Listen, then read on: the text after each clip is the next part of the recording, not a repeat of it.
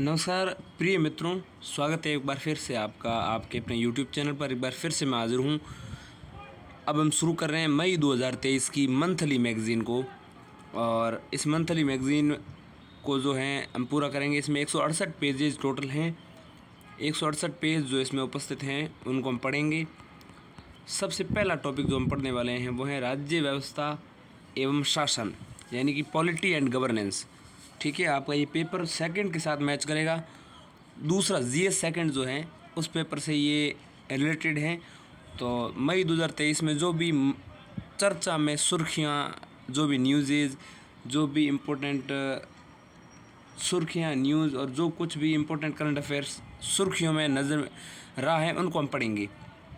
इसमें मुख्यतः 3 बिंदु बड़े बड़े हैं। पहला है दिल्ली राष्ट्रीय राजधानी राज्य क्षेत्र शासन संशोधन अध्यादेश 2023। तो एक तो ये ऑर्डिनेंस 2023 का, ठीक। इसके अलावा मॉडल जेल अधिनियम, एक एक्ट 2023 का। और इसके बाद न्यूज़ इन शॉर्ट्स यानी सुर्खियाँ देखेंगे। उसमें सबसे पहले सचेतक, फिर आर्टिकल 142, फिर जिला न्यायालय, फिर न्यायाधीशों द्वारा सुनवाई से अलग होना, फिर ई शासित राज्य, फिर विश्व प्रेस स्वतंत्रता सूचकांक 2023, फिर इंटरनेट शट डाउन, और फिर नार्को एनालिसिस टेस्ट। ये सब आज के इस वीडियो से पहले इस वीडियो से हम राज्य व्यवस्था एवं शासन पढ़ेंगे, पॉलिटी एंड गवर्नेंस को कंप्लीट करेंगे।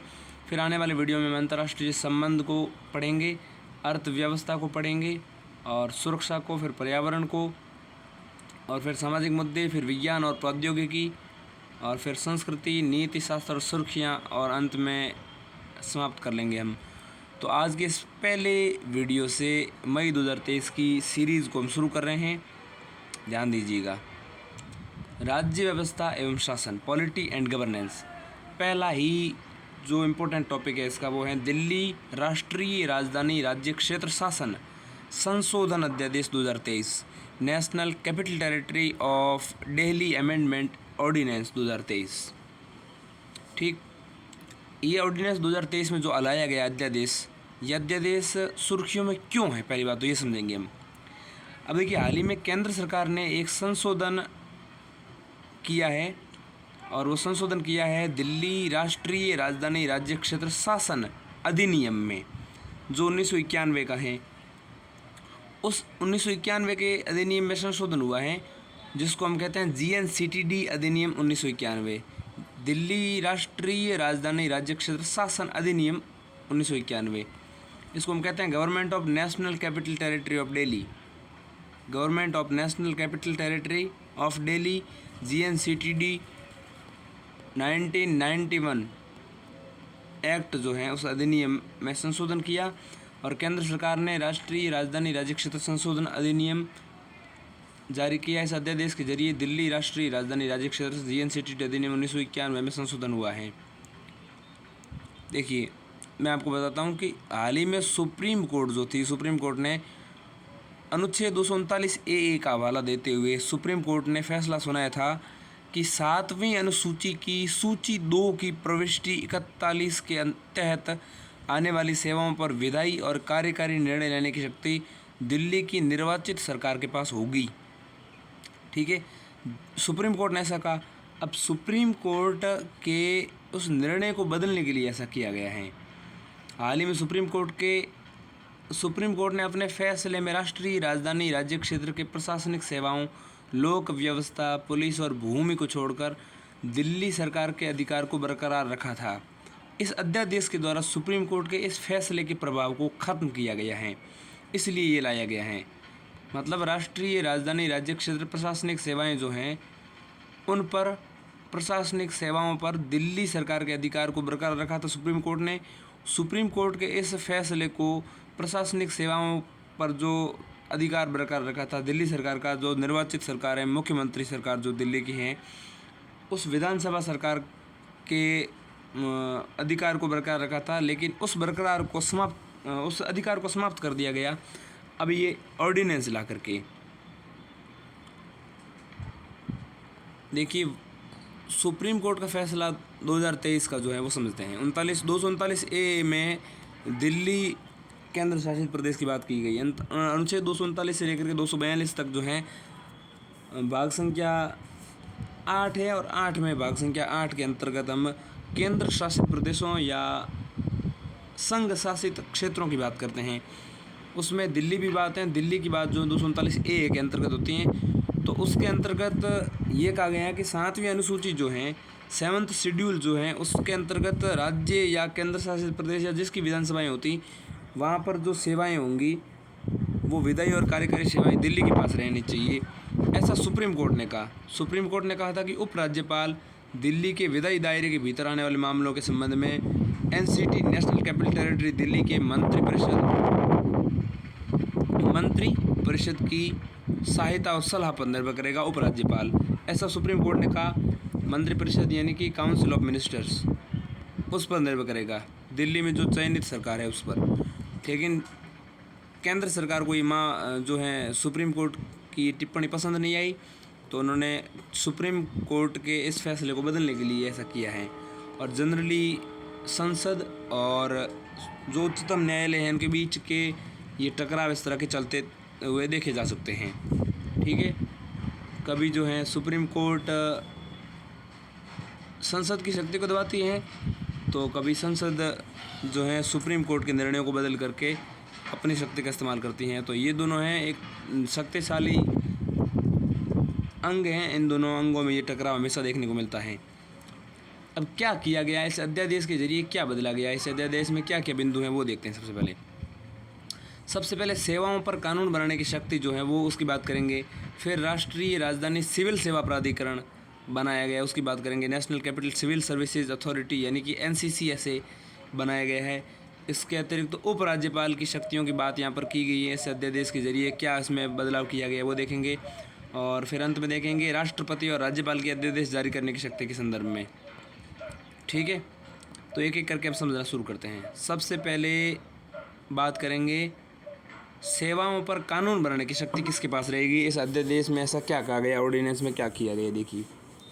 इस ऑर्डिनेंस में स्पष्ट किया गया है कि दिल्ली विधानसभा को राज्य सूची के अंतर्गत आने वाले सेवाओं के विषयों पर कानून बनाने की शक्ति नहीं होगी।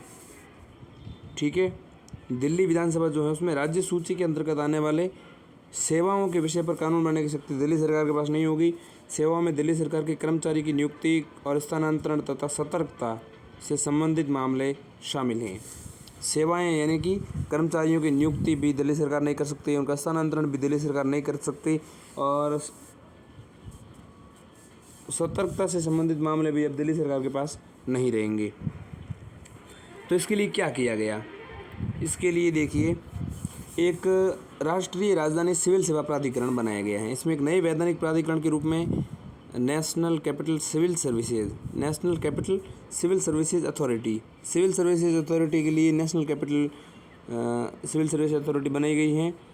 तो CSA यानी सिविल सर्विस अथॉरिटी, तो NCCSA के गठन का उपबंध इसमें किया गया है इस ऑर्डिनेंस के जरिए। ये प्राधिकरण जो ये अथॉरिटी इन्होंने बनाई है वो स्थानांतरण, पोस्टिंग, सतर्कता और अन्य प्रासंगिक मामलों के संबंध में उपराज्यपाल को सिफारिश करेगा, और उसी सिफारिश के आधार पर उपराज्यपाल ये सारे कार्य करेंगे। ठीक है, अब देखिए इसमें क्या NCCSA में क्या किया गया। NCCSA में दिल्ली के मुख्यमंत्री रहेंगे, एक तो दिल्ली सरकार के मुख्य सचिव रहेंगे, और गृह विभाग के प्रधान सचिव यानी प्रिंसिपल सेक्रेटरी भी इसमें शामिल होंगे। ठीक, तो NCCSA में ये लोग शामिल रहेंगे। दिल्ली के मुख्यमंत्री तो है ही है, दिल्ली के मुख्यमंत्री और दिल्ली सरकार के मुख्य सचिव, ठीक, और चीफ सेक्रेटरी, और फिर इसके अलावा प्रिंसिपल सेक्रेटरी जो गृह विभाग के हैं वो भी इसमें शामिल रहेंगे। इसके अलावा दिल्ली के मुख्यमंत्री इस प्राधिकरण के अध्यक्ष रहेंगे NCCSA के, ठीक, इस अथॉरिटी के वो अध्यक्ष रहेंगे। इसके अलावा NCCSA द्वारा तय किए जाने वाले सभी मामलों पर निर्णय उपस्थित और मतदान करने वाले सदस्यों के बहुमत से लिया जाएगा, इसके अलावा प्रधान सचिव और मुख्य सचिव दोनों की नियुक्ति केंद्र सरकार करेगी। प्रधान सचिव और मुख्य सचिव ये दोनों जो हैं केंद्र सरकार द्वारा चुने जाएंगे, और तीसरे इसमें जो है मुख्यमंत्री रहेंगे जो इसके अध्यक्ष रहेंगे। लेकिन 3 सदस्यों में से जो भी निर्णय होगा 2-1 से होगा या 3-0 से होगा। ठीक है, उपराज्यपाल यानी कि लेफ्टिनेंट गवर्नर एलजी की शक्तियां इसमें बात की गई। लेफ्टिनेंट गवर्नर अपने विवेकाधिकार से कार्य करेगा। यह अध्यादेश प्राधिकरण की सिफारिशों को स्वीकार करने या उसे पुनर्विचार के लिए वापस करने की शक्ति देकर एलजी की विवेकाधीन भूमिका का विस्तार करता है। ठीक है, तो ये जो इसमें एलजी जो है उसको असीमित शक्तियाँ प्रदान की गई हैं। देखिए, अब इसमें एनसीसीएसए और एलजी के बीच मतभेद होने की स्थिति में अंतिम निर्णय लेने की शक्ति एलजी लेफ्टिनेंट गवर्नर के पास होगी, उपराज्यपाल के पास होगी। राष्ट्रपति और राज्यपाल के अध्यादेश जारी करने की शक्ति की बात इसमें हम करते हैं। इस ऑर्डिनेंस के जरिए से इसमें क्या बदलाव हुआ है। जब केंद्र या राज्य सरकारें विधायिका की स्वीकृति के बिना कोई कानून बनाती हैं तो उसे अध्यादेश कहा जाता है। अब हम समझेंगे राष्ट्रपति और राज्यपाल के अध्यादेश जारी करने की शक्तियाँ।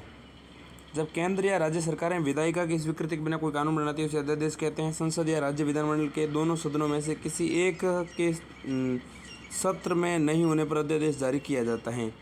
सत्र मतलब जहाँ केवल विधानसभा हो वहाँ केवल विधानसभा का सत्र की बात करेंगे, और दोनों हो तो फिर विधान परिषद की भी बात हम करेंगे। तो इस अध्यादेश में क्या मुख्य बिंदु थे। एक तो सेवाओं पर कानून बनाने की शक्ति। सेवाओं पर कानून बनाने की शक्ति की बात करेंगे तो वो दिल्ली सरकार को नहीं होगी। ठीक, सेवाओं पर कानून बनाने में, जिसमें सेवाओं में कर्मचारियों की नियुक्ति, स्थानांतरण और सतर्कता से संबंधित मामले रहेंगे। ठीक है, दूसरा जो अध्यादेश का मुख्य बिंदु है वो है एक प्राधिकरण बनाया गया NCCSA, national capital civil services authority, यानी कि राष्ट्रीय राजधानी सिविल सेवा प्राधिकरण। इसके अतिरिक्त इसमें उपराज्यपाल की शक्तियों की बात की गई है। तो ये तीन बिंदु मुख्यतः हैं। अब राष्ट्रपति और राज्यपाल के अध्यादेश जारी करने की शक्ति के बारे में हम बात करते हैं। अध्यादेश क्या होता है। जब केंद्र या राज्य सरकारें विधायिका की स्वीकृति के बिना कोई कानून बनाती है तो उसे अध्यादेश कहा जाता है। अध्यादेश जारी करने का प्रावधान भारतीय परिषद अधिनियम 1861 और भारत शासन अधिनियम 1909 और भारत परिषद अधिनियम 1935 में भी था। 1861 से शुरू करके अध्यादेश 1861 में था, फिर 1909 में तो था ही था, और 1935 में भी था। देखिए, अध्यादेश जारी करने की शक्ति किस अनुच्छेद के तहत राज्यपाल और राष्ट्रपति को मिलती हैं। संविधान के अनुच्छेद 123 और अनुच्छेद 213। अनुच्छेद 123 राष्ट्रपति को और अनुच्छेद 213 राज्यपाल को अध्यादेश संबंधी उपबंध बनाने की शक्तियाँ देता है। अनुच्छेद 123 राष्ट्रपति को संसद के विश्रांति काल यानी कि रेसेस के दौरान अध्यादेश जारी करने का अधिकार देता है। इसी प्रकार अनुच्छेद 213 राज्यपाल को अध्यादेश जारी करने की शक्ति प्रदान करता है।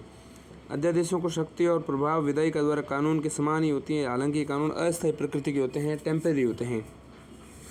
अध्यादेश सदन के अगले सत्र के शुरू होने की तिथि से 6 सप्ताह तक ही वैध रहता है। फिर उसे जो है दोनों सदनों के समक्ष रखना पड़ता है और दोनों सदनों से पारित करवाना पड़ता है। उसके पश्चात ये एक स्थायी कानून बन जाता है। तब तक ऑर्डिनेंस जो होता है अस्थायी कानून रहता है। अध्यादेश सदन के अगले सत्र के शुरू होने की तिथि से 6 सप्ताह तक ही वैध रहता है। यदि दोनों सदन अलग अलग तिथियों पर अपने सत्र शुरू करते हैं तो उन तिथियों में बाद की तिथि को प्रभावी तिथि माना जाएगा। यदि राष्ट्रपति राज्यपाल इसे वापस ले लेता है या दोनों सदनों इसे स्वीकार करते हुए संकल्प पारित कर लेते हैं, रिजोल्यूशन पारित कर देते हैं, तो अध्यादेश पहले भी समाप्त हो सकता है। 6 हफ्ते तक चलेगा, उससे पहले भी समाप्त हो सकता है। अध्यादेश केवल उन्हीं मामलों पर किए जा सकते हैं जिन पर संसद या विधानमंडल को कानून बनाने की शक्ति है। उसके अतिरिक्त बाहर के मामलों पर अध्यादेश नहीं लाया जा सकता, कोई कानून नहीं लाया जा सकता। साथ ही इन अध्यादेशों की भी वही संवैधानिक सीमाएं होती हैं जो संसद विधानमंडल द्वारा बनाए गए कानूनों की होती हैं। हालांकि किसी राज्य का राज्यपाल निम्नलिखित मामलों में राष्ट्रपति के निर्देश के बिना भी अध्यादेश जारी नहीं कर सकता। बिना दिशा निर्देश राष्ट्रपति के निर्देश के बिना राज्यपाल अध्यादेश जारी नहीं कर सकता। ऐसे मामलों में पहला है यदि समान उपबंधों वाले विधेयक को राज्य विधानमंडल में प्रस्तुत करने के लिए राष्ट्रपति की पूर्व स्वीकृति आवश्यक हो, यानी समान उपबंधों वाले विधेयक को राज्य विधानमंडल में प्रस्तुत करने के लिए राष्ट्रपति की पूर्व स्वीकृति आवश्यक हो तो बिना दिशा निर्देश के, राष्ट्रपति के निर्देश के बिना राज्यपाल स्वीकृति के बिना जो है अध्यादेश नहीं ला सकता। इसके अलावा ऐसा यदि राज्यपाल समान उपबंधों वाले विधेयक को राष्ट्रपति के विचार के लिए आरक्षित रखना आवश्यक समझे, इसके अलावा यदि समान उपबंधों वाला राज्य विधानमंडल का कोई अधिनियम राष्ट्रपति की सहमति प्राप्त किए बिना अमान्य हो गया हो तो उसी फिर विषय पर जो है कानून फिर से अध्यादेश के जरिए से नहीं लाया जा सकता। अध्यादेश जारी करने संबंधी समस्या क्या है? सबसे पहले हम समझेंगे कार्यपालिका द्वारा अध्यादेश जारी करने संबंधी न्यायिक घोषणाएं। देखिए 1970 की बात है ये। R.C. कूपर बनाम भारत संघवाद, R.C. कूपर बनाम भारत संघवाद। इस मामले में शीर्ष अदालत ने कहा था कि राष्ट्रपति के फैसले को इस आधार पर चुनौती नहीं दी जा सकती कि तत्काल कार्रवाई की कोई आवश्यकता नहीं है। ठीक। साथ ही अगर अध्यादेश को मुख्य रूप से विधायिका में बहस और चर्चा से बचने के लिए पारित किया गया है तो भी उसे चुनौती दी जा सकती है। D.C. वाधवा बनाम बिहार राज्यवाद 1987। इस मामले में न्यायालय ने कहा था कि अध्यादेश जारी करने के लिए कार्यपालिका की विधायी शक्ति का उपयोग केवल असाधारण परिस्थितियों में ही किया जाना चाहिए। विधायिका की कानून बनाने की शक्ति के विकल्प में इसका प्रयोग नहीं किया जाना चाहिए। ठीक है, असाधारण परिस्थिति में ऐसा करना चाहिए, ऐसा 1987 में न्यायालय ने कहा था और D.C. वाधवा बनाम बिहार राज्यवाद में ऐसा कहा था। इसके अलावा कृष्ण कुमार सिंह बनाम बिहार राज्यवाद 1994 में इस मामले में न्यायालय ने माना था कि अध्यादेश जारी करते समय अनुच्छेद 123 के तहत राष्ट्रपति और अनुच्छेद 213 के तहत राज्यपाल की संतुष्टि न्यायिक समीक्षा के अधीन ही है, उसकी न्यायिक समीक्षा की जा सकती है। अब हम समझते हैं अध्यादेश जारी करने संबंधी समस्याएं। बहुत अधिक उपयोग। संविधान आपातकालीन स्थिति में या जब विधायिका का सत्र नहीं चल रहा हो तब कानून बनाने के लिए अध्यादेश जारी करने का प्रावधान करता है। हालांकि इस प्रावधान का आवश्यकता से अधिक उपयोग किया जाता है। दूसरा है शक्तियों के पृथक्करण के सिद्धांत का उल्लंघन। बार बार अध्यादेश जारी कर कानून बनाने की कार्यपालिका की शक्तियों के पृथक्करण के सिद्धांत की मूल भावना के खिलाफ है। तीसरा इसमें जो समस्या चुनौती हैं वो है स्पष्टता का अभाव। अध्यादेश जारी करने के लिए एक आधार के रूप में आपातकालीन स्थिति व आवश्यकता को परिभाषित नहीं किया गया है। चौथा है जवाबदेही। अध्यादेश द्वारा बनाए गए कानूनों की विधायी जांच यानी कि संसद विधानमंडल द्वारा संवीक्षा नहीं हो पाती हैं। इससे संसद विधानमंडल का मूल कार्य बाधित होता है। इसके अलावा केंद्र राज्य संबंध। अध्यादेश जारी करने की शक्ति कई बार केंद्र और राज्य के संबंधों के बीच विवाद का कारण बन जाती है। ऐसे में अब हमें समझ रहे हैं निष्कर्ष। तो अनुच्छेद 123 और अनुच्छेद 213 के तहत उल्लिखित शब्दों आपातकालीन स्थिति और आवश्यकता को स्पष्ट रूप से परिभाषित करने की आवश्यकता है ताकि इसके दुरुपयोग को रोका जा सके। साथ ही कार्यपालिका को अध्यादेश जारी करते समय संयम बरतने की आवश्यकता है तथा उसे संविधान निर्माताओं द्वारा निर्धारित सीमा में ही इसे जारी करना चाहिए। नोट: दिल्ली बनाम केंद्र के बारे में और अधिक जानकारी प्राप्त करने के लिए कृपया जनवरी 2023 समसामयिकी टॉपिक 1.2 संघवाद दिल्ली का विशिष्ट दर्जा जरूर देख लें। यह है जनवरी 2023 और जनवरी 2023 का टॉपिक राजनीति, पॉलिटी एंड गवर्नेंस में जो पहला टॉपिक इन्होंने कहा था पढ़ने के लिए या उसकी रेफरेंस देखने के लिए, संदर्भ देखने के लिए, वो है शक्तियों का पृथक्करण। के बाद दूसरा टॉपिक जो है दिल्ली का विशिष्ट दर्जा संघवाद, ये देख लेते हैं। ठीक है, तो दिल्ली का विशिष्ट दर्जा जो है उस टॉपिक को हम देख लेते हैं। संघवाद दिल्ली का विशिष्ट दर्जा यानी कि federalism unique state of Delhi. देखिए जनवरी में सुर्खियों में था और क्यों था? क्योंकि केंद्र शासित प्रदेशों और केंद्र के बीच टकराव चल रहा होता है हर समय और इसका कारण कार्यों का अतिव्यापन होता है जो केंद्र शासित प्रदेशों में नियमित प्रशासनिक कार्यों को प्रभावित करता है। देखिए सुप्रीम कोर्ट ने दिल्ली सरकार और केंद्र के बीच टकराव का एक मामला चल रहा है और ये दिल्ली में सेवारत अखिल भारतीय सेवाओं के सिविल सेवकों के पदस्थापन और स्थानांतरण के प्रशासनिक नियंत्रण से संबंधित हैं। केंद्र सरकार ने कहा कि कोई भी केंद्र शासित प्रदेश और कुछ नहीं बल्कि संघ यानी भारत का ही विस्तार है। केंद्र सरकार का ऐसा कहना है। केंद्र शासित प्रदेश के रूप में दिल्ली की वर्तमान स्थिति देखें तो वर्ष 1991 में संविधान में 69वां संविधान संशोधन किया गया और इसके माध्यम से दिल्ली को राष्ट्रीय राजधानी क्षेत्र यानी कि नेशनल कैपिटल टेरिटरी का विशेष दर्जा दिया गया एनसीटी का। साथ ही अपनी लोकतांत्रिक रूप से चुनी हुई सरकार और विधानसभा का भी प्रावधान इसमें किया गया। संविधान अनुच्छेद 239 ए के बाद दो नए अनुच्छेद 239 ए और 239 ए बी इसमें जोड़े गए। विधानसभा के पास राज्य सूची और समवर्ती सूची की कुछ भी सूचीबद्ध करने की शक्ति होगी। मतलब विधानसभा के पास क्या होगी, राज्य सूची और समवर्ती सूची में कुछ भी सूचीबद्ध करने की शक्ति होगी, यहाँ तक कि ऐसा कोई मामला जो केंद्र शासित प्रदेशों पर भी लागू होता है। लेकिन कुछ मामलों में विधानसभा को शक्ति प्राप्त नहीं होगी। ऐसे मामलों में हैं राज्य सूची की प्रविष्टि 1, 2 और 18 के संबंधित मामले। ठीक है, इसके अलावा राज्य सूची की प्रविष्टि 64, 65, 66 के भी विषय 64, 65, 66 से संबंधित मामले, जब तक कि वे उक्त प्रविष्टि 1, 2 और 18 से संबंधित हैं। 1, 2 और 18 से संबंधित मामले जो आते हैं, जिसमें 64, 65, 66 से जुड़े हुए मामले भी इसमें विधानसभा के तहत एक समस्या का मामला है। मतलब उसमें विधानसभा कुछ नहीं कर सकती। यदि लेफ्टिनेंट गवर्नर यानी उपराज्यपाल उसके मंत्रियों के बीच किसी मामले पर मतभेद हो जाता है, उपराज्यपाल इस मामले के निर्णय के लिए राष्ट्रपति के पास भेजेगा, साथ ही राष्ट्रपति द्वारा दिए गए निर्णय के अनुसार काम करेंगे। ठीक है, एनसीटी दिल्ली में लोक व्यवस्था, पुलिस और भूमि के विषय केंद्र सरकार के अधिकार क्षेत्र में आते हैं। लोक व्यवस्था, पुलिस और भूमि के विषय, ठीक है, लोक व्यवस्था, पुलिस और भूमि के विषय केंद्र सरकार के अधिकार में आते हैं। अब ये जो 2021 में संशोधन किया गया था, राष्ट्रीय राजधानी क्षेत्र दिल्ली सरकार संशोधन अधिनियम लाया गया था, GNCTD 2021। ठीक, government of national capital territory of Delhi amendment act GNCTD 2021। विधानसभा द्वारा बनाए गए किसी भी कानून को सरकार शब्द का अर्थ LG होगा। ठीक है, विधानसभा के द्वारा बनाए गए किसी भी कानून में सरकार शब्द का अर्थ क्या होगा, LG होगा। दिल्ली की मंत्रिमंडल या किसी मंत्री द्वारा व्यक्तिगत रूप से लिए गए निर्णयों पर किसी भी कार्यकारी कार्रवाई से पूर्व उपराज्यपाल का मत प्राप्त किया जाएगा। उपराज्यपाल को उन विधेयकों पर स्वीकृति को लंबित करने या उन्हें राष्ट्रपति के समक्ष प्रस्तुत करने हेतु सुरक्षित रखने की शक्ति प्रदान की गई है। ठीक है, जो संयोगवश किसी ऐसे मामले की कोशिश करते हैं जो विधानसभा को प्रदत्त शक्तियों के दायरे से बाहर हैं। अब दिल्ली सरकार के प्रशासन का विकास देखें तो देखिए 1950 में इसे भाग C का राज्य बनाया गया था। दिल्ली को 1950 में भाग C का राज्य बनाया गया था। 1950 में जो 3 श्रेणियां बनी थी उसमें भाग C का राज्य बनाया गया था। इसको 4 श्रेणियां बनी थी, तो भाग C का राज्य बनाया। 1951 में निर्वाचित मुख्यमंत्री के साथ विधानसभा का सृजन किया गया। उसमें 1956 में जब राज्य पुनर्गठन अधिनियम लाया गया था, उसमें दिल्ली को UT का दर्जा दिया गया। पहले दिल्ली राज्य था, ठीक, लेकिन बाद में इसे UT बना दिया गया।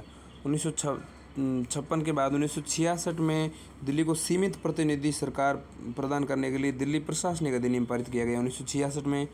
फिर 1991 में 69वां संविधान संशोधन किया गया और GNCTD अधिनियम लाया गया 1991 में। ठीक है, और इसी GNCTD अधिनियम जो 1991 में लाया गया उसमें संशोधन किया गया 2021 में भी और 2023 में भी। ठीक है, अब मौजूदा व्यवस्था से जुड़ी समस्या क्या है वो देखते हैं। पहले तो विधायिका के विशेष अधिकार के विरुद्ध विधानमंडल को अपनी कार्यवाही के संचालन के लिए नियम बनाने की शक्ति उससे मिले विशेष अधिकार का भाग है। ठीक है, ये विशेष अधिकार विधानमंडल के दोनों सदनों को प्राप्त हैं। दूसरी समस्या है LG की कार्रवाई की जवाबदेही नहीं है। प्रशासनिक निर्णयों के संबंध में जांच पड़ताल करने के लिए विधानसभा द्वारा कोई नियम नहीं बनाया जाएगा। कार्रवाई जवाबदेही सरकार की संसदीय प्रणाली का सार है। यह संविधान के मूल ढांचे का हिस्सा है। ठीक है, प्रशासनिक निर्णयों के संबंध में जांच पड़ताल करने के लिए विधानसभा द्वारा कोई नियम नहीं बनाया जाएगा। ठीक, समस्या ये है। और कार्यकारी जवाबदेही सरकार की संसदीय प्रणाली का सार है। ये संविधान के मूल ढांचे का हिस्सा है। तीसरा है समस्या है चुनी हुई सरकार को कमज़ोर करना।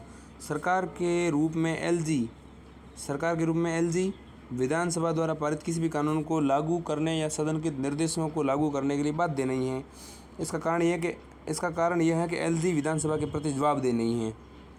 चौथा है शक्ति का संकेंद्रण। जैसा कि GNCTD अधिनियम में प्रावधान किया गया है कि विधानसभा द्वारा निर्मित किसी भी कानून को सरकार शब्द का अर्थ उपराज्यपाल होगा।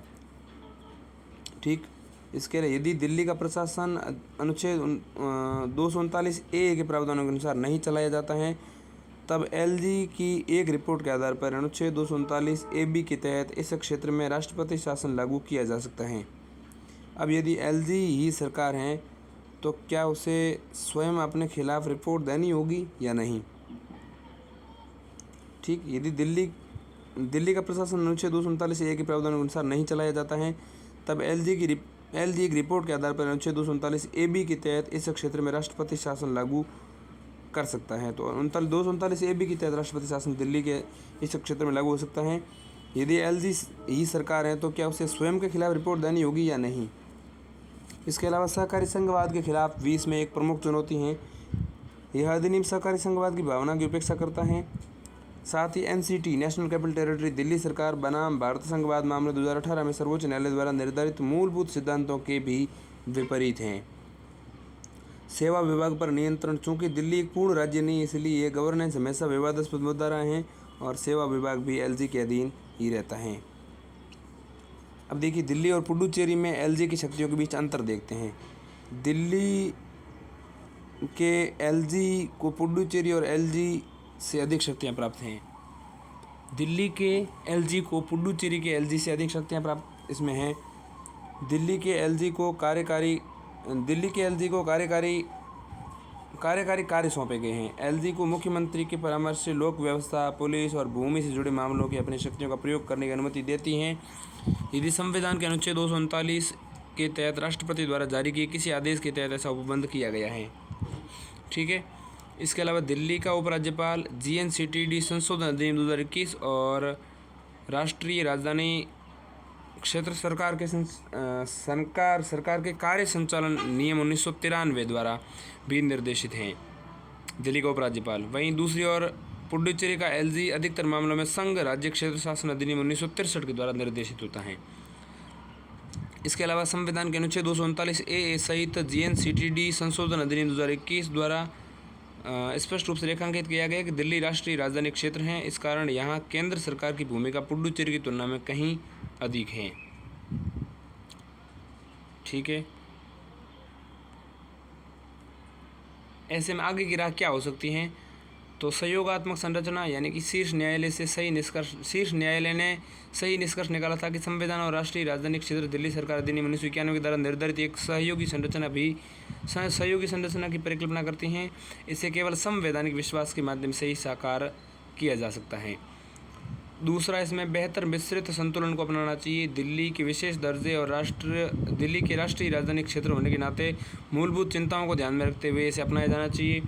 इसके अलावा राजनीतिकरण को कम करना चाहिए। दो राजनीतिक दलों के बीच सत्ता के लिए संघर्ष के रूप में मुद्दे का राजनीतिकरण नहीं किया जाना चाहिए। ऐसा करना अंततः प्रतिनिधिमूलक शासन के आदर्शों पर हमला करने के समान है। इसके अलावा सुस्पष्ट व्याख्या, प्रतिनिधिमूलक लोकतंत्र के व्यापक हित में मौजूद कानूनों की उसी तरह स्पष्ट व्याख्या की जानी चाहिए जिस उद्देश्य को लेकर उन्हें बनाया गया था। अब हम जनवरी 2023 की मंथली मैगजीन को एक बार छोड़ते हुए मई 2023 की मंथली मैगजीन के दूसरे टॉपिक की ओर चलते हैं, जो है राज्य व्यवस्था एवं शासन, पॉलिटी एंड गवर्नेंस से जुड़ा दूसरा टॉपिक है मॉडल जेल अधिनियम 2023। ठीक है, मई 2023 में इस अधिनियम एक्ट लाया गया। क्या है ये अधिनियम? केंद्र सरकार ने एक विस्तृत मॉडल जेल अधिनियम 2023 तैयार किया है। यह आज़ादी के पहले से लागू जेल अधिनियम 1894 का स्थान लेगा। तो जेल अधिनियम 1894 को प्रतिस्थापित करके जो मॉडल जेल अधिनियम 2023 लाया गया है उसकी चर्चा हम करेंगे। सुर्खियों में क्यों, मैं बता चुका हूँ।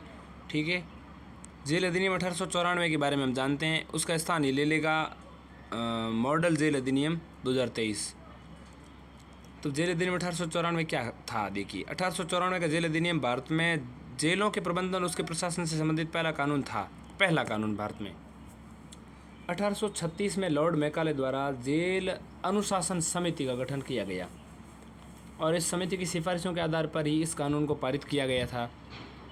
इस कानून के अनुसार जेल यानी कि प्रिजन यानी कि कारागार वह स्थान है जिसका उपयोग कैदियों को स्थायी या अस्थायी रूप से कैद में रखने के लिए किया जाता है। इस परिभाषा में पुलिस कस्टडी यानी कि पुलिस थानों और सहायक जेलों में शामिल नहीं किया गया था।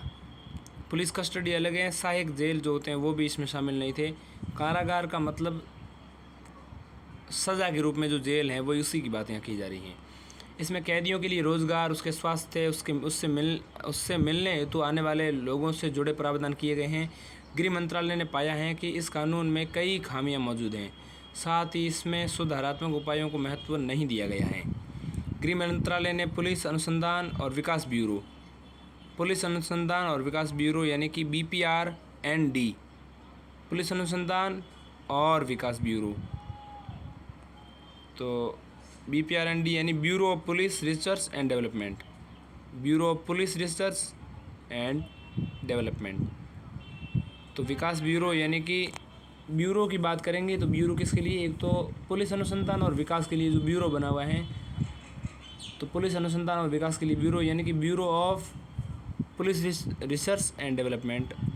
तो पुलिस अनुसंधान और विकास ब्यूरो को इस कानून की समीक्षा करने के लिए और इस संबंध में एक नया ड्राफ्ट तैयार करने का निर्देश दिया गया था। इसके परिणाम स्वरूप मॉडल जेल अधिनियम 2023 तैयार किया गया है। गृह मंत्रालय ने ऐसा किया है। पुलिस अनुसंधान और विकास ब्यूरो को समीक्षा करने के लिए इस कानून की समीक्षा 1894 वाले कानून की समीक्षा करने के लिए और एक नया ड्राफ्ट तैयार करने की बात कही थी। इसी के आधार पर मॉडल जेल अधिनियम बनाया गया है।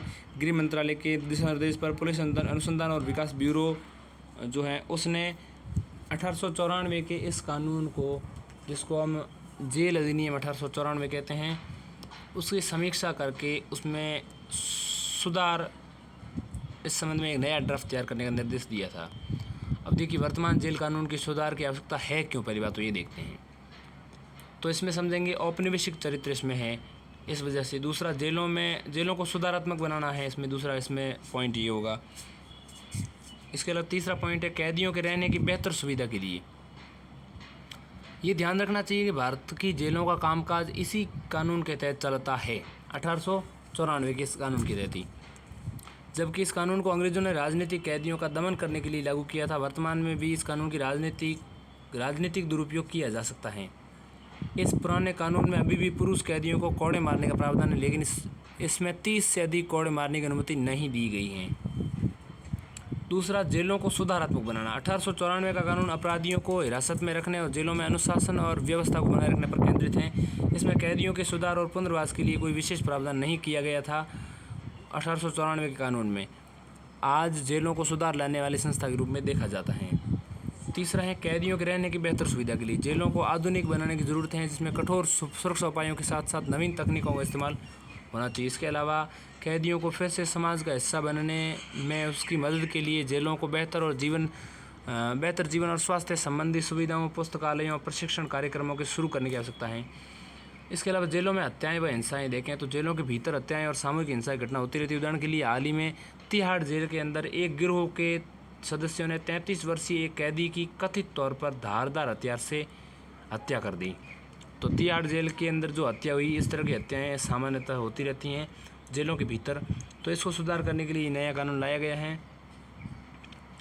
अब जेलों के समक्ष आने वाली अन्य समस्याएं देखेंगे बाद में। पहले हम देख लेते हैं मॉडल जेल अधिनियम 2023 के अंतर्गत कौन कौन से उपबंध शामिल हैं। तो मॉडल जेल अधिनियम 2023 के तहत कौन कौन से उपबंध शामिल इसमें किए गए हैं। पहला, अच्छे आचरण को प्रोत्साहित करना। पहला, कैदियों को पैरोल व फरलों पर रिहा करने और सज़ा में कमी करने के लिए प्रावधान किए गए हैं। पैरोल किसी कैदी को सशर्त रिहा करने की प्रणाली है, जिसमें एक निश्चित समय अवधि के लिए सज़ा को निलंबित कर दिया जाता है।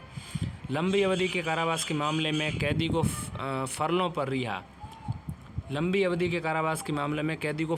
रिहा किया जाता है। किसी कैदी को दी गई फरलों की अवधि को उसकी सज़ा में कमी यानी कि परिहार यानी कि रिमिजन के रूप में माना जाता है। जमानत बेल का आशय किसी आपराधिक मामले में अभियुक्त की अस्थायी रिहाई से है। जमानत उस अवधि के लिए दी जाती है जब मामला कोर्ट में लंबित हो अथवा निर्णय को ऊपरी अदालत में चुनौती दी जाती हो। इसके लिए एक निश्चित धनराशि यानी मामले के अनुसार न्यायालय में जमा करनी होती है। पुलिस थाने से मिलने वाले जमानत को पुलिस बेल यानी बेल कहते हैं। पुलिस थानों से मिलने वाली जमानत को पुलिस बेल कहते हैं। सामान्यतः पुलिस बेल के लिए बेल बॉन्ड भरने और किसी अन्य गारंटर के तौर पर प्रस्तुत करने की आवश्यकता पड़ती है। सुधार और पुनर्वास करना।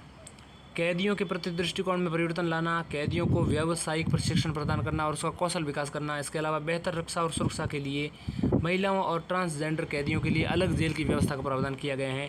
जेल प्रशासन में प्रौद्योगिकी के उपयोग का प्रावधान किया गया है। इसमें उच्च सुरक्षा वाली जेलों की स्थापना करना भी शामिल है। अन्य उपाय देखें तो खुली एवं अर्ध खुली जेलों के लिए प्रावधान किए गए हैं। अदालतों में वीडियो कॉन्फ्रेंसिंग के जरिए कैदियों की सुनवाई करने जैसे प्रावधान भी किए गए हैं। जेल अधिनियम 1894 के साथ साथ जेल कानून 1900 और बंदी स्थानांतरण अधिनियम 1950 की भी समीक्षा की गई है। इसके प्रासंगिक प्रावधानों को मॉडल अधिनियम में शामिल किया गया है। तो जेल अधिनियम 1894 हैं, जेल कानून 1900 हैं और बंदी स्थानांतरण अधिनियम 1950 हैं। इन सब की समीक्षा करते हुए मॉडल जेल अधिनियम 2023 जो है लाया गया है। अब हम समझते हैं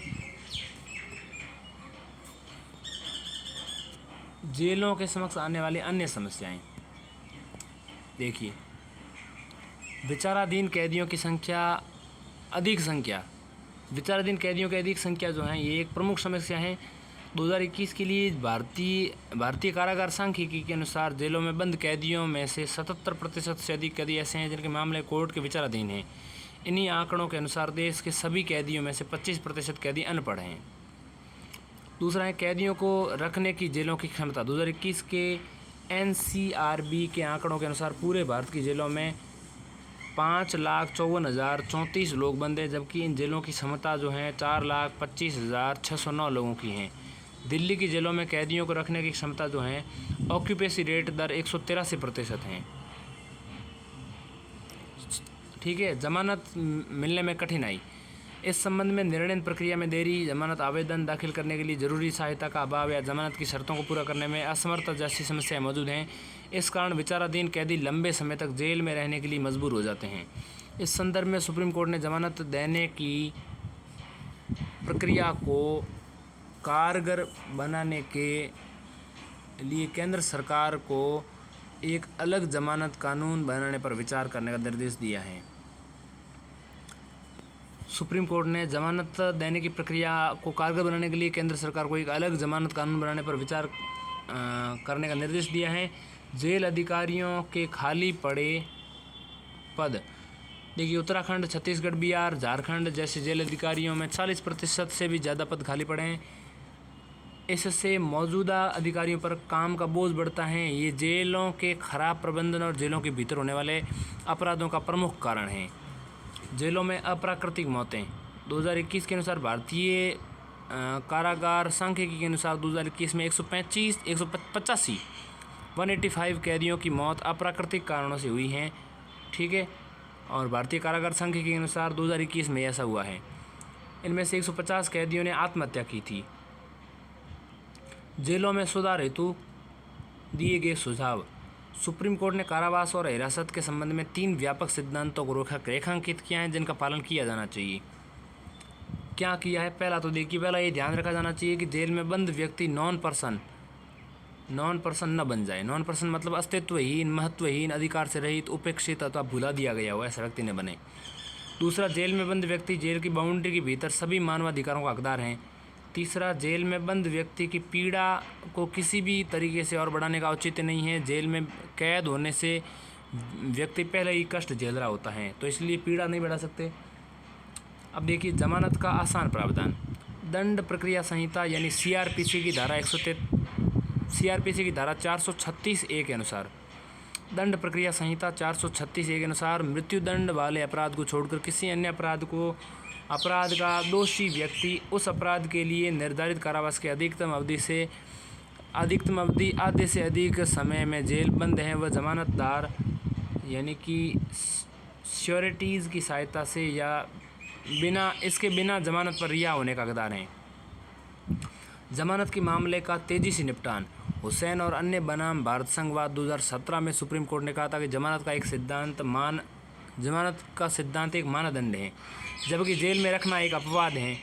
इसके साथ ही कोर्ट में जमानत अर्जियों के शीघ्र निपटान का आदेश दिया गया था। मुल्ला समिति। भारत सरकार ने 1980 में न्यायमूर्ति A.N. मुल्ला की अध्यक्षता में जेलों में सुधार के लिए एक समिति का गठन किया था। मुल्ला समिति की कुछ प्रमुख सिफारिशें इस प्रकार ध्यान दीजिएगा। जेल कर्मचारियों को पर्याप्त प्रशिक्षण दिया जाना चाहिए, उन्हें अलग अलग कैडर में संगठित किया जाना चाहिए। भारतीय कारागार एवं सुधार सेवा नामक एक अखिल भारतीय सेवा की स्थापना की आवश्यकता है, ऐसा मुल्ला समिति ने कहा। न्यायमूर्ति A.N. मुल्ला की अध्यक्षता में 1980 में ये गठित हुई थी। दूसरा, इसने समिति ने कहा था कि सज़ा समाप्त होने के बाद देखभाल यानी आफ्टर केयर, पुनर्वास, प्रोबेशन जेल सेवाओं का एक अभिन्न अंग होना चाहिए। प्रेस और अन्य लोगों को समय समय पर जेलों और संबद्ध सुधार संस्थानों के अंदर जाने की अनुमति नहीं दी जानी चाहिए। तीसरा, विचाराधीन कैदियों को जेलों में से कम समय तक रखा जाना चाहिए और उन्हें दोषियों से दूर रखा जाना चाहिए। अब जेल सुधारों के लिए उठाए गए कदम देखते हैं। तो मॉडल जेल नियमावली 2016, भारत सरकार ने 2016 में मॉडल जेल नियमावली को प्रस्तुत किया था। इस नियमावली का उद्देश्य पूरे देश में जेलों के प्रशासन और कैदियों के प्रबंधन से संबंधित कानूनों और नियमों और विनियमों में बुनियादी एकरूपता लाना है। हालांकि केवल 11 राज्य और केंद्र शासित प्रदेशों ने इस नियमावली को अपनाया है। मॉडल जेल नियमावली 2016 को खुली जेल, यह भी एक प्रकार का जेल है। इसमें कैदी कम से कम निगरानी और एक निश्चित सुरक्षा घेरे के भीतर अपनी सज़ा पूरी करते हैं। इन जेलों में कैदियों को कोठरियों में बंद नहीं किया जाता। राजस्थान में सज़ा के सुधारात्मक रूप को बढ़ावा देने के लिए खुली जेल मॉडल को अपनाया गया है। इससे कैदियों के जीवन को बेहतर बनाने में सफलता मिली है। खुली जेलों को बंद जेलों की तुलना में 92% कम कार्मिकों की आवश्यकता होती है। साथ ही ऐसे जेलों में प्रति कैदी केवल 500 रुपये का मासिक खर्च आता है। तीसरा टॉपिक है संक्षिप्त सुर्खियाँ, न्यूज़ इन शॉर्ट्स। तो सबसे पहला है विप। तो ये विप क्यों सुर्खियों में है? हाल ही में शिवसेना मामले में सुप्रीम कोर्ट की संविधान पीठ ने अपना निर्णय दिया है। शिवसेना मामले में सुप्रीम कोर्ट की संविधान पीठ ने इस में ये कहा गया है कि संविधान की 10वीं अनुसूची के अनुसार सचेतक यानी कि विप और दल का नेता नियुक्त करने की शक्ति राजनीतिक दल के पास है, न कि विधान दल के पास, यानी लेजिस्लेटिव पार्टी के पास नहीं होती है, राजनीतिक दल के पास हैं। न्यायालय की प्रमुख टिप्पणियाँ समझते हैं। सचेतक विप कौन होता है? सचेतक की नियुक्ति विधानसभा, लोकसभा अध्यक्ष जो भी होता है, विधानसभा अध्यक्ष या लोकसभा अध्यक्ष, उसको परीक्षण के बाद संबंधित राजनीतिक दल के संविधान के आधार पर उस दल द्वारा अधिकृत सचेतक और नेता को मान्यता देनी चाहिए। न्यायालय की टिप्पणी में पहले यह सचेतक की नियुक्ति की लेकर के टिप्पणी की थी। देखिए, विधान दल को राजनीतिक दल से स्वतंत्र रूप से कार्य करने की अनुमति देना शासन की संवैधानिक प्रणाली की भावना के प्रतिकूल है। विधान दल को राजनीतिक दल से स्वतंत्र कार्य करने की अनुमति देना, कोई भी विधान दल होता है उसको राजनीतिक दल से स्वतंत्र कार्य करने की अनुमति देना और उसका सचेतक नियुक्त करने की जो शक्ति है वो संवैधानिक प्रणाली की भावना के प्रतिकूल है। इसलिए राजनीतिक दल अपना खुद का सचेतक, अपने खुद का व्हिप जो है खुद चुनेगा। दूसरा, सुप्रीम कोर्ट ने कहा है कि अयोग्यता का फैसला अध्यक्ष करेगा। सदस्यों की अयोग्यता का फैसला कानून द्वारा स्थापित प्रक्रियाओं के अनुसार ही किया जाना चाहिए। संविधान की 10वीं अनुसूची के अनुसार अध्यक्ष इस पर निर्णय लेने के लिए उपयुक्त प्राधिकारी जो है होता है। तो 10वीं अनुसूची के अनुसार अध्यक्ष ऐसा कर सकता है। 10वीं अनुसूची में दल बदल विरोधी प्रावधानों का उल्लेख किया गया है। सुप्रीम कोर्ट ने इस बात पर बल दिया है कि अध्यक्ष को अयोग्यता संबंधी लंबित याचिकाओं पर यथोचित समय सीमा में निर्णय लेना चाहिए। दूसरा, विधायकों को सदन की कार्यवाही में भाग लेने का अधिकार है, भले ही उनकी अयोग्यता संबंधी कोई भी याचिका लंबित हो।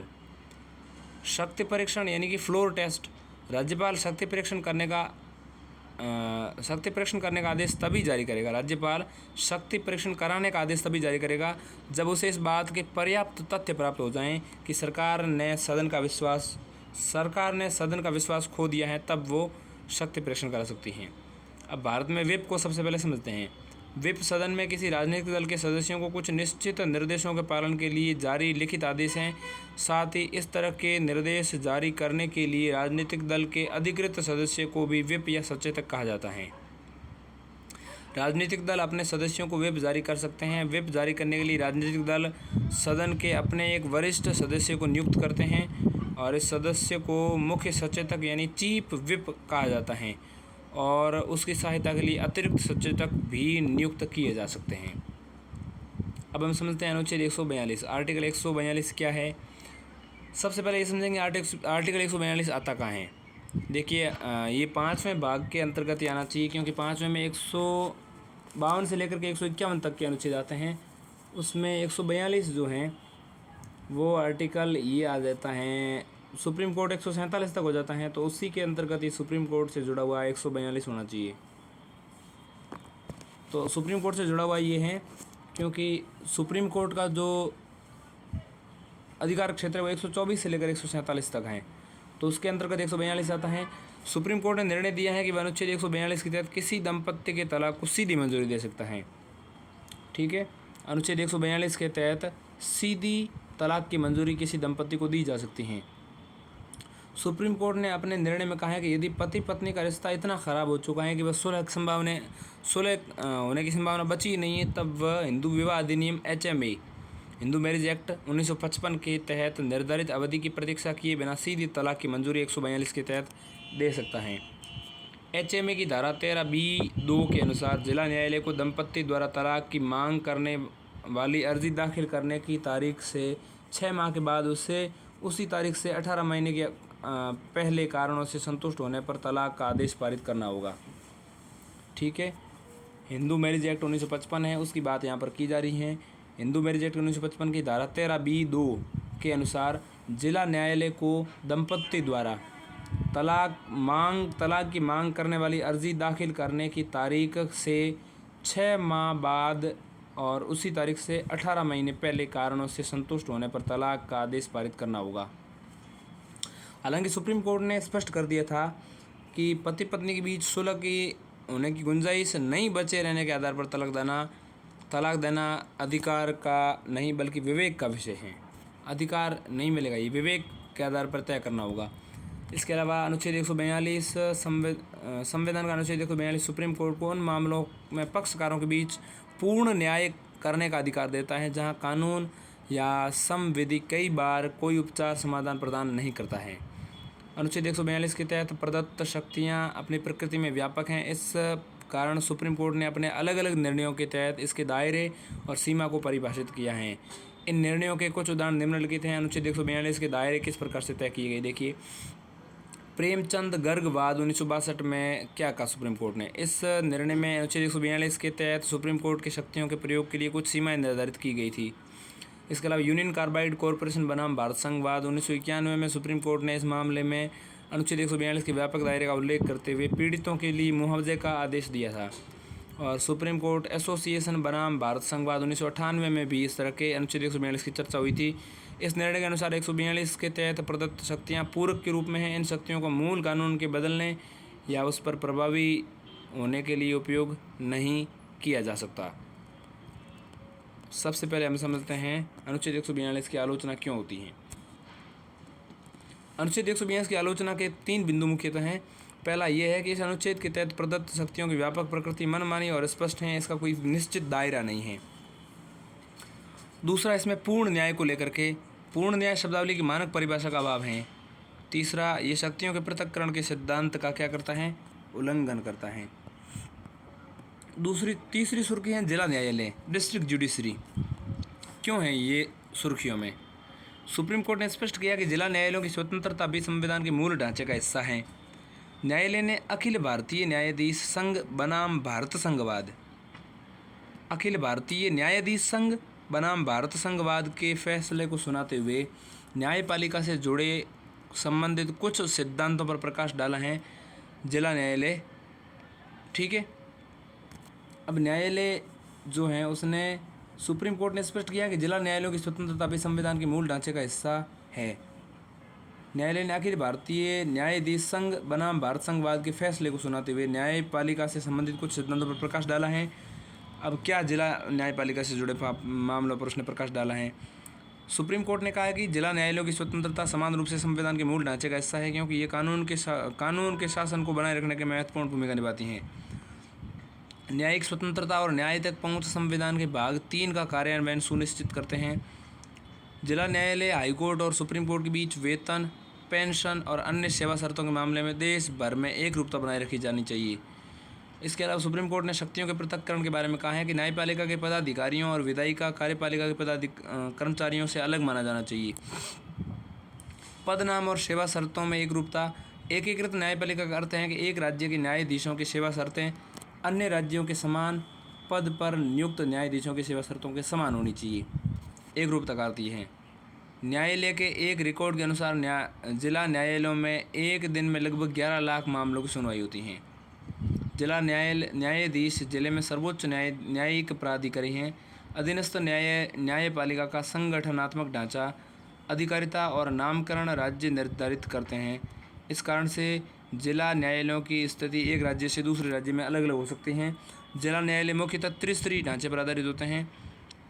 कौन से त्रिस्तरीय ढांचे अभी समझेंगे। जिला न्यायाधीशों की नियुक्ति, पदस्थापन, पदोन्नति, ये सब हाईकोर्ट के परामर्श से राज्य का राज्यपाल करता है। अब देखिए हाईकोर्ट के अधीन किस तरह से आते हैं न्यायालय। हाईकोर्ट जिला एवं सत्र न्यायालय उसके अंतर्गत आते हैं। हाईकोर्ट के अंतर्गत आते हैं जिला एवं सत्र न्यायालय। जिला एवं सत्र न्यायालय दो प्रकार के हैं यहाँ पर, सिविल मामले देखने वाले और क्रिमिनल मामले देखने वाले। सिविल मामलों को हम कहते हैं दीवानी मामले और क्रिमिनल मामलों को फौजदारी मामले भी कहते हैं। नागरिक मामले और इसमें हम क्या कहते हैं, क्रिमिनल को आपराधिक मामले। देखिए सिविल मामले जो हैं उसके अंतर्गत आते हैं अधीनस्थ न्यायालय, और अधीनस्थ न्यायालयों के अंतर्गत आ जाएंगे मुंसिफ कोर्ट। तो सिविल या दीवानी मामले उसके अंतर्गत अधीनस्थ मामले, उसके अंतर्गत मुंसिफ कोर्ट। तो ये एक जुड़े हुए मतलब लाइन से जुड़े हुए हैं। तो जिला न्यायालय के अंतर्गत अधीनस्थ न्यायालय और अधीनस्थ न्यायालय के अंतर्गत मुंसिफ कोर्ट आता है। मुंसिफ कोर्ट के ऊपर अधीनस्थ कोर्ट, अधीनस्थ कोर्ट के ऊपर फिर जिला कोर्ट। सिविल मामलों में इस तरह से चलता है। आपराधिक मामलों में सबसे नीचे होता है न्यायिक मजिस्ट्रेट। मजिस्ट्रेट की अदालत, उसके ऊपर होता है मुख्य न्यायाधीश मजिस्ट्रेट की अदालत, और उसके ऊपर होता है क्रिमिनल फौजदारी मामले। इसके अतिरिक्त चौथी सुर्खी है न्यायाधीशों द्वारा सुनवाई से अलग होना। ये सुर्खियों में क्यों है देखिए। सुप्रीम कोर्ट के एक न्यायाधीश ने भारतीय पुलिस सेवा IPS इंडियन पुलिस सर्विस के एक पूर्व अधिकारी की याचिका पर सुनवाई से स्वयं को अलग करने से मना कर दिया है। देखिए सुप्रीम कोर्ट के एक न्यायाधीश ने क्या किया, भारतीय पुलिस सेवा के एक पूर्व अधिकारी की याचिका पर सुनवाई से स्वयं को अलग करने से मना कर दिया है। किसी मामले में हितों के संभावित टकराव की स्थिति में एक न्यायाधीश पक्षपातपूर्ण छवि से बचने के लिए मामले की सुनवाई से स्वयं को अलग कर सकता है। किसी मामले में हितों के संभावित टकराव की स्थिति में एक न्यायाधीश पक्षपातपूर्ण छवि से बचने के लिए मामले की सुनवाई से स्वयं को अलग कर सकता है, अर्थात वह उस मामले पर सुनवाई करने से बच सकता है, स्वयं को उस मामले से अलग कर सकता है। देखिए मामले की सुनवाई से अलग होने के दो तरीके हैं। एक तो स्वतः ही, जहां एक न्यायाधीश स्वयं मामले की सुनवाई से बाहर हो सकता है। दूसरा है जब कोई पक्षकार किसी मामले में न्यायाधीश के पक्षपाती होने या उसके द्वारा व्यक्तिगत हित के महत्व को देने की संभावना जताते हुए उसे सुनवाई से अलग करने की याचिका दायर करता है कोई पक्षकार। ठीक, देखिए न्यायाधीशों द्वारा सुनवाई से अलग होने से जुड़े प्रमुख मार्गदर्शक सिद्धांत है। देखिए पहला है निमो ज्यूडेक्स इन सुआ कोसा, अर्थात कोई भी व्यक्ति अपने हितों से जुड़े मामलों पर न्यायाधीश नहीं होगा, अपने हितों से जुड़े मामलों पर न्यायाधीश नहीं होगा। वर्ष 1924 में इंग्लैंड के तत्कालीन लॉर्ड चीफ जस्टिस ने रेक्स बनाम ससेक्स जस्टिसेस मामले में ये प्रतिपादित किया था कि न्याय न केवल होना चाहिए बल्कि न्याय होते हुए देखना भी चाहिए। भारत में न्यायाधीश द्वारा स्वयं को सुनवाई से अलग होने से संबंधित कोई संहिताबद्ध नियम नहीं है। इस मामले से अलग होने का फैसला पूरी तरह से न्यायाधीश के विवेक पर निर्भर करता है। यदि कोई न्यायाधीश किसी मामले से स्वयं को अलग कर लेता है तो उस मामले को किसी अन्य पीठ को आवंटित करने के लिए मुख्य न्यायाधीश के समक्ष सूचीबद्ध किया जाता है। अब सुनवाई से अलग होने से जुड़े सुप्रीम कोर्ट के निर्णय देखते हैं। रंजित ठाकुर बनाम भारत संघ 1987 का बाद, किसी मामले में शामिल पक्षकार द्वारा प्रकट की गई आशंका की तार्किकता के आधार पर यह निर्धारित होगा कि उस मामले की पूर्वाग्रह की संभावना है या नहीं। दूसरा, पश्चिम बंगाल राज्य बनाम शिवानंदा पाठक 1998 का बाद, इस मामले में न्यायालय ने कहा कि न्यायालय ने न्यायिक पूर्वाग्रह को किसी मामले या किसी मुद्दे पर एक विशेष तरीके से निर्णय देने के पूर्व निर्धारित राय के रूप में परिभाषित किया था। इसके अलावा पांचवी सुर्खी है ई शासित राज्य, ई गवर्नड स्टेट। केरल भारत का पहला पूर्ण ई शासित राज्य बन गया है। इसने अपने नागरिकों के लिए सरकारी सेवाओं का शीघ्र और पारदर्शी वितरण सुनिश्चित करते हुए कई सेवाओं का डिजिटलीकरण किया है। ई गवर्नेंस यानी ई शासन का तात्पर्य इलेक्ट्रॉनिक गवर्नेंस से है। यह गवर्नेंस को बढ़ावा देने के उद्देश्य से वाइड एरिया नेटवर्क, इंटरनेट और मोबाइल कंप्यूटिंग जैसी सूचना संचार प्रौद्योगिकी का उपयोग करता है। ई गवर्नेंस के लिए केरल की पहलें देखें तो Kerala fibre optic network KFNO, तो केफोन जो है परियोजना जो है, ये केरल फाइबर ऑप्टिक नेटवर्क परियोजना जो है इंटरनेट के उपयोग नागरिकों का अधिकार बना दिया है। इसके अलावा ई सेवानम, यह तालुक स्तर तक कार्यालयों के लिए 900 सार्वजनिक सेवाओं हेतु एक एकल पोर्टल की बात करता है। अगली सुर्खी है विश्व प्रेस स्वतंत्रता सूचकांक 2023, वर्ल्ड प्रेस फ्रीडम इंडेक्स 2023। सूचकांक में शामिल 180 देशों में भारत 161वें स्थान पर हैं। 3 शीर्ष स्थानों पर नॉर्वे, आयरलैंड और डेनमार्क हैं। इस सूचकांक को पेरिस स्थित रिपोर्ट्स विदाउट बोर्ड्स RWB नामक संस्था ने जारी की हैं। विश्व प्रेस स्वतंत्रता सूचकांक 2023, world press and freedom index 2023 जो है उसमें भारत 180 में 161वें स्थान पे है। 161/180। प्रथम 3 में पहला है नॉर्वे, दूसरा है आयरलैंड, तीसरा है डेनमार्क। इस सूचकांक को विश्व प्रेस स्वतंत्रता दिवस 3 मई पर जारी किया जाता है। ये सूचकांक कब जारी किया जाता है? 3 मई, जो हमेशा विश्व प्रेस स्वतंत्रता दिवस होता है। इसके अंतर्गत किसी देश में प्रेस की स्वतंत्रता का मूल्यांकन निम्नलिखित 5 प्रासंगिक संकेतकों का इस्तेमाल करके किया जाता है। कौन कौन से? पहला राजनीतिक संदर्भ, दूसरा कानूनी ढांचा, तीसरा आर्थिक संदर्भ, चौथा सामाजिक सांस्कृतिक संदर्भ और 5वां सुरक्षा। पहला राजनीतिक संदर्भ के आधार पर, दूसरा कानूनी ढांचे के आधार पर, तीसरा आर्थिक संदर्भ के आधार पर, चौथा सामाजिक सांस्कृतिक संदर्भ के आधार पर, 5वां सुरक्षा के आधार पर। तो ये 5 जो संकेतक हैं, संकेतकों के इस्तेमाल करके ही प्रेस की स्वतंत्रता का मूल्यांकन किया जाता है और विश्व प्रेस स्वतंत्रता सूचकांक जो है जारी किया जाता है। और विश्व प्रेस स्वतंत्रता सूचकांक 3 मई 2023 को विश्व प्रेस स्वतंत्रता दिवस पर जारी किया गया। इसमें भारत 180 में 161वें स्थान पर हैं। बात करते हैं इंटरनेट शटडाउन। सुप्रीम कोर्ट ने अनुराधा भसीन मामले में दिए गए दिशा निर्देशों को लागू करने के लिए सरकार को एक नोटिस जारी किया है। Internet shutdown. सुप्रीम कोर्ट ने अनुराधा भसीन मामले में दिए गए निर्देशों को लागू करने के लिए सरकार को एक नोटिस जारी किया है। सुप्रीम कोर्ट ने अनुराधा भसीन मामला 2020 में संविधान के अनुच्छेद 370 को निरस्त करने के समय जम्मू कश्मीर राज्य में मोबाइल, लैंडलाइन और इंटरनेट सेवाओं के निलंबन के साथ साथ कुछ क्षेत्रों में आवाजाही पर प्रतिबंध को चुनौती दी गई थी। ठीक है, मतलब सरकार ने जम्मू कश्मीर में अनुच्छेद 370 के हटाने के समय मोबाइल, लैंडलाइन, इंटरनेट सेवाओं को निलंबन कर दिया था और इसके खिलाफ जो हैं अनुराधा भसीन ने सुप्रीम कोर्ट में अपनी याचिका दायर की थी और इस 2020 में जो याचिका डाली गई थी इस पर सुप्रीम कोर्ट ने निर्णय दिया है और नोटिस जारी किया है। अब इस भसीन मामले में प्रस्तावित प्रमुख दिशा निर्देश क्या है? पहला, दूरसंचार सेवा अस्थायी निलंबन अधिनियम 2017, नियम 17, अधिनियम नहीं, दूरसंचार सेवा अस्थायी निलंबन नियम 2017 जो लोक आपात और लोक सुरक्षा से जुड़ा हुआ है। यानी कि दूरसंचार सेवा अस्थायी निलंबन लोक आपात एवं लोक सुरक्षा नियम 2017 के तहत इंटरनेट सेवाओं को अनिश्चित काल के लिए निलंबित करने का आदेश अनुचित है। दूसरा, इसमें निलंबन का उपयोग केवल अस्थायी अवधि के लिए किया जा सकता है। ठीक, इसके अलावा निलंबन नियमों के तहत जारी किए गए इंटरनेट को निलंबित करने वाले किसी भी आदेश को आनुपातिकता के सिद्धांत का पालन करना चाहिए। साथ ही इस निलंबन को आवश्यक अवधि के लिए आगे नहीं बढ़ाया जाना चाहिए।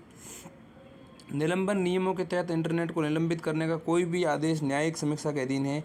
इसके अतिरिक्त न्यायालय ने यह भी कहा है कि इंटरनेट के माध्यम से वाक व अभिव्यक्ति की स्वतंत्रता और व्यापार एवं वाणिज्य की स्वतंत्रता, वाक एवं अभिव्यक्ति की स्वतंत्रता अनुच्छेद 19(1)(a) और व्यापार और वाणिज्य की स्वतंत्रता 19(1)(g) के तहत संवैधानिक रूप से संरक्षित हैं।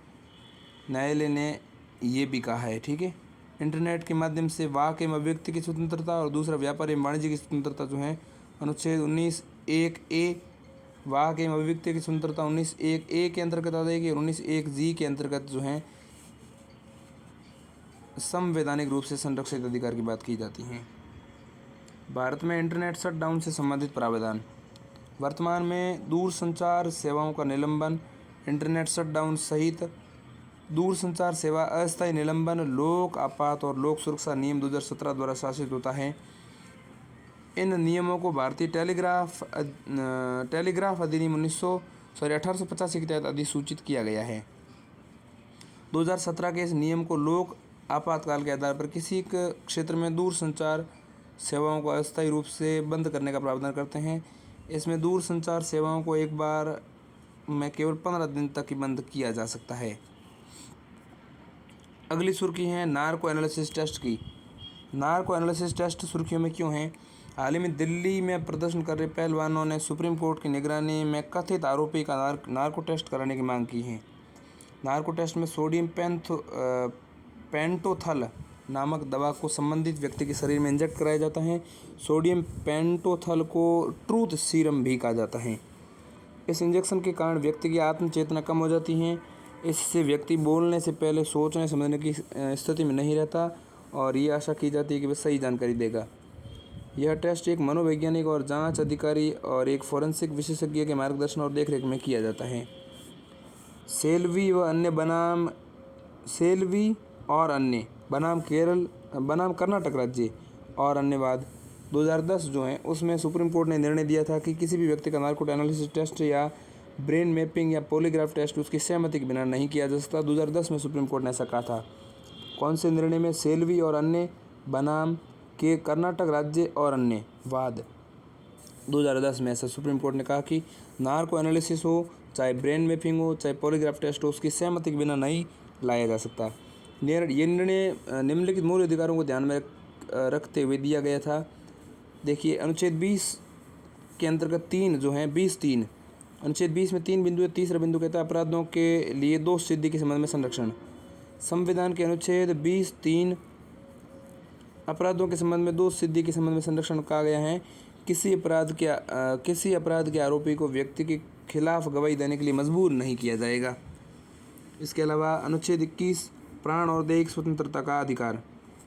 अनुच्छेद 21 क्या कहता है? उसमें क्रूर और अमानवीय अपमानजनक व्यवहार के खिलाफ अधिकार को शामिल करने के लिए उसकी न्यायिक रूप से विस्तार किया गया है। तो 20 और 21 जो हैं उसके अंतर्गत सुप्रीम कोर्ट ने ऐसा कहा है कि 2010 में सुप्रीम कोर्ट ने सेल्वी और अन्य बनाम कर्नाटक राज्य और अन्य वाद 2010 में नार्को एनालिसिस और ब्रेन मैपिंग और पॉलीग्राफ टेस्ट की सहमति के बिना नहीं लिया जा सकता, ऐसा कहा है। जो व्यक्ति अपनी इच्छा से ये टेस्ट कराना चाहता है उससे अपना वकील रखने का भी अधिकार होता है। पुलिस और वकील को उसे ये समझाने का दायित्व है कि इस टेस्ट के शारीरिक, भावनात्मक और कानूनी प्रभाव क्या हो सकते हैं। हालांकि नार्को एनालिसिस रिपोर्ट को न्यायालय में प्राथमिक साक्ष्य के रूप में स्वीकार नहीं किया जाता है। भारतीय साक्ष्य अधिनियम 1872 की धारा 27 के अनुसार यदि कोई अभियुक्त स्वेच्छा से कोई जानकारी प्रदान करता है, भले ही वह नार्को टेस्ट के द्वारा प्राप्त की गई हो, पुलिस अधिकारी को पहले से पता चल चुके किसी तथ्य से उसका स्पष्ट रूप से मिलान होता है, तो उस जानकारी को साक्ष्य के रूप में स्वीकार किया जा सकता है। पॉलीग्राफ टेस्ट दैहिक परीक्षण का एक दूसरा प्रकार है। हालांकि इस टेस्ट में व्यक्ति के शरीर में कोई पदार्थ इंजेक्ट नहीं किया जाता है। इस टेस्ट में कुछ उपकरणों को व्यक्ति के शरीर से जोड़ा जाता है। इस उपकरणों को शरीर से संबंधित व्यक्ति का ब्लड प्रेशर, पल्स रेट, श्वास, श्वेत ग्रंथियों और रक्त प्रवाह को मापा जाता है। इसके बाद उस व्यक्ति के कुछ सवाल किए जाते हैं जिनका उसे जवाब देना होता है। Brain mapping test P300 test या ब्रेन मैपिंग टेस्ट में दैहिक व्यवहार की बजाय व्यक्ति की मस्तिष्क में होने वाली गतिविधियों की मैपिंग की जाती हैं। ये पॉलीग्राफ टेस्ट की तरह ही है। ब्रेन मैपिंग न्यूरोमेजिंग क्षेत्र में पहलुओं को कवर कर सकती हैं, क्योंकि ये मस्तिष्क की ऐसी छवियाँ तैयार करती हैं जिन्हें अतिरिक्त डेटा प्रोसेसिंग या विश्लेषण की सहायता से बेहतर बनाया जा सकता है। अतिरिक्त यानी इमेजिंग और नॉन इमेजिंग, इसमें दोनों शामिल हैं। तो इस प्रकार हमने पॉलिटी एंड गवर्नेंस को आज समाप्त किया। तो ये पॉलिटी एंड गवर्नेंस का टॉपिक हम समाप्त कर चुके हैं, 10 पेज इसमें थे। इसके पश्चात अन्य टॉपिक जो दूसरा टॉपिक उसको बाद में पढ़ेंगे हम।